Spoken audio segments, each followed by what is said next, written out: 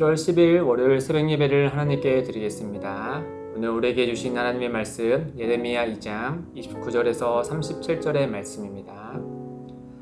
너희가 나에게 대항하면 어찌 됨이냐? 너희가 다 내게 잘못하였느니라. 여호와의 말씀이니라. 내가 너희 자녀들을 때린 것이 무익함은 그들이 징계를 받아들이지 아니함이라. 너희 칼이 사나운 사자같이 너희 선지자들을 삼켰느니라.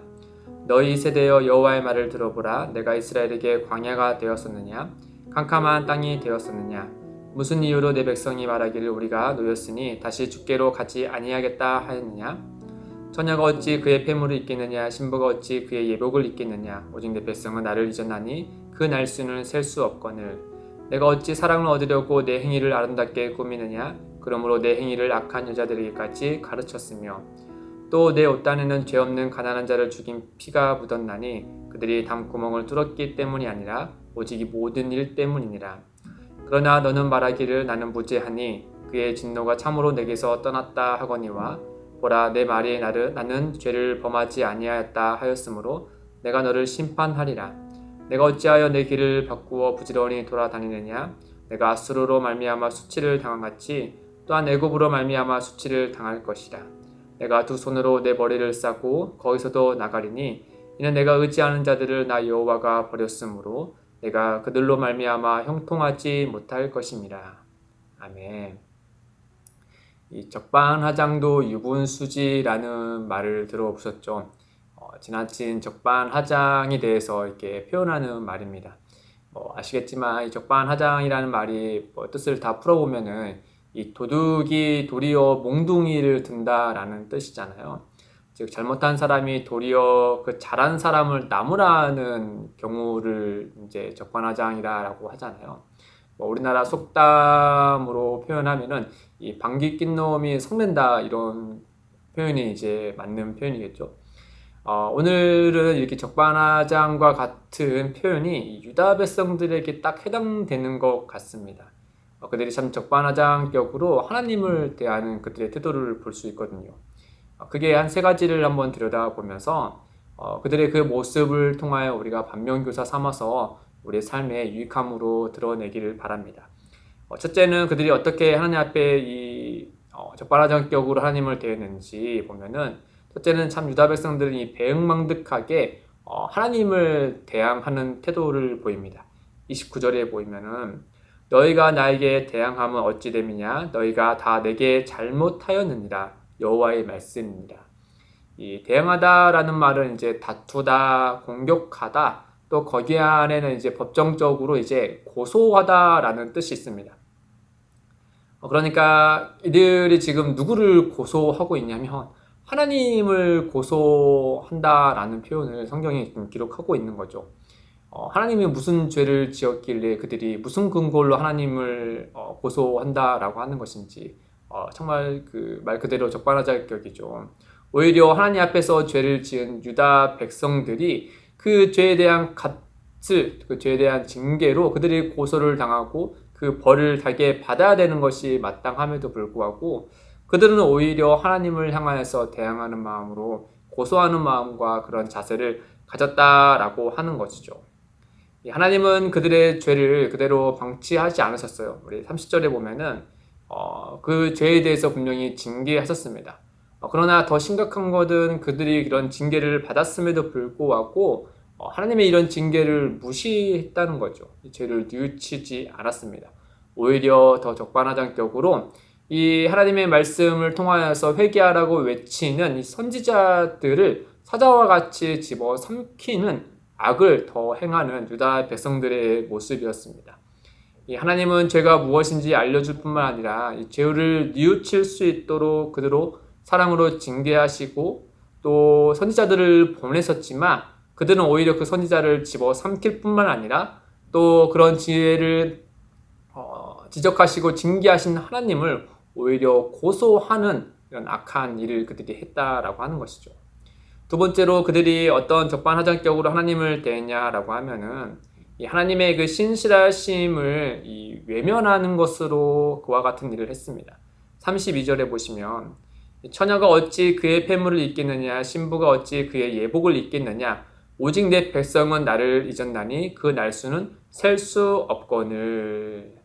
하나님은 유다 백성들에게 늘 한결같이 자비와 은혜를 베푸셨어요. 하나님은 유다 백성들에게 그 자비와 은혜로 늘 때에 따라 비와 이슬도 내려주셨죠. 또 그들로 하여금 죄악으로부터 회개하고 돌아올 수 있도록 선지자를 통하여서 그들에게 계속해서 말씀하셨어요. 그러나 그들은 하나님을 예배하기를 끝까지 거부합니다.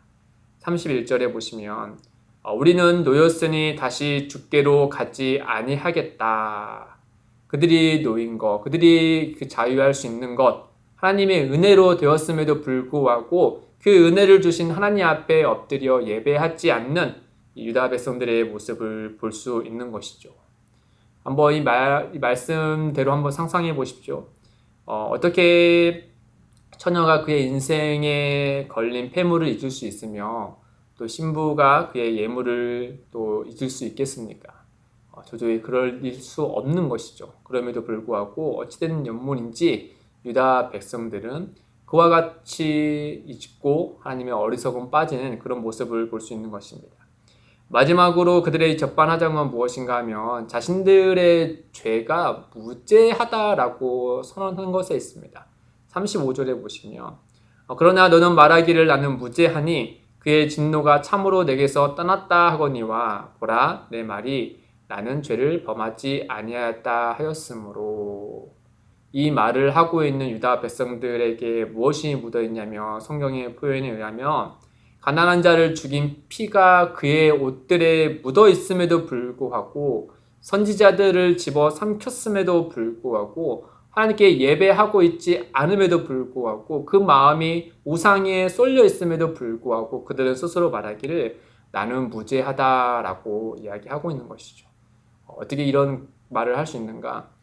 자신들의 삶이 평안하고 또 진노가 그들에게 임하지 않았다라고 이렇게 스스로의 결과를 보면서 이와 같이 어리석은 대답을 하는 것이죠. 요한일서 1장 10절에 보면은 요한이 이렇게 얘기합니다. 만일 우리가 범죄하지 아니하였다 하면 하나님을 거짓말하는 이로 만드는 것이니 또한 그의 말씀이 우리 속에 있지 아니하니라. 하나님의 말씀이 그들의 속에 있지 아니하므로 그들은 자신들이 죄가 없다라고 선언함과 동시에 어떠한 악을 또 저질렀느냐? 하나님을 거짓말하는 이로 만들었다라고 하는 것이죠. 여러분, 거짓의 아비가 사탄이잖아요. 그들이 이와 같은 표현은 하나님께 굉장히 모욕적이고 너무나도 악한 죄를 그들이 범한 것이나 다름없는 것이죠. 아마 이들은 이와 같은 유다 백성들이 그대로 머물러 있다면 훗날 그들은 하나님께서 자신을 심판하실 그때 스스로 이렇게 외칠 겁니다. 하나님께서 실패했다라고 말이죠. 그러나 성경은 분명히 말씀합니다. 하나님의 실패가 아니라 이 유다 백성들, 이스라엘 백성들의 이 죄악된 부패 때문에 그들이 심판을 받게 되었다라고 말하죠. 정리하면 하나님은 오늘의 말씀을 통하여서 유다 백성들의 이런 부정한 민낯을 드러냅니다. 여러 수학적인 방법을 말하죠. 하나님께서 그들의 민낯을 드러낸 이유는 그들의 죄를 징계하시기 위함도 있고 그들이 뉘우쳐서 돌아오길 바라는 그 마음도 있는 것이죠. 하나님께서 그들을 징계하는 것만 목적으로 삼았다면 그들 이와 같이 부르시지 않았을 거예요. 하나님께서 그들을 이스라엘 백성들아 보라 라고 그들의 부르신 이유는 그들에게 다시금 회개하고 돌아올 수 있는 그 기회를 끊임없이 주시고자 하신 그 하나님의 마음을 우리가 같이 볼 수 있는 것이죠. 사랑하는 성도 여러분, 당시 유다 백성들은 이 적반하장격으로 하나님을 대하는 그 모습을 볼 때 유다 백성들의 삶 가운데 우리의 삶에도 희미하게나마 스쳐가는 모습이 있지 않나 생각이 듭니다. 하나님은 늘 우리에게 한결 같으시지만 우리는 필요에 따라서 그 하나님과 또 그 하나님과 더불어 다른 무언가를 의지하고 있는 우리의 모습을 보곤 하죠. 이 하나님 외에 다른 무언가를 의지함으로 인하여서 문제가 불거졌을 때 우리는 참 어리석게도 하나님 앞에 회개하여서 하나님을 되찾는 것보다 오히려 하나님께 그 탓을 돌리는 그와 같은 어리석은 모습이 우리 안에 있는 것도 보게 됩니다. 사랑하는 성도 여러분, 혹여나 우리의 마음과 우리의 삶 가운데 하나님 앞에 작은 불평이라도 있거든 우리가 하나님 앞에서 우리의 마음을 들여다보시길 바랍니다.